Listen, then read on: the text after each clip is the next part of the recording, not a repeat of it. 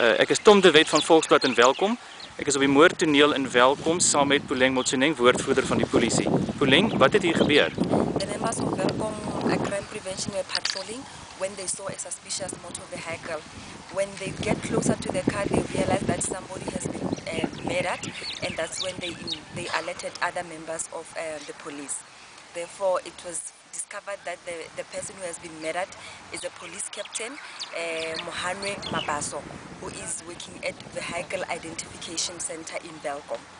Puleng, how was he murdered?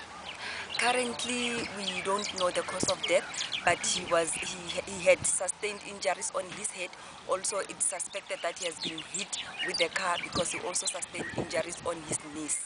Is this the car that's standing in the background? Yes, which is the police vehicle.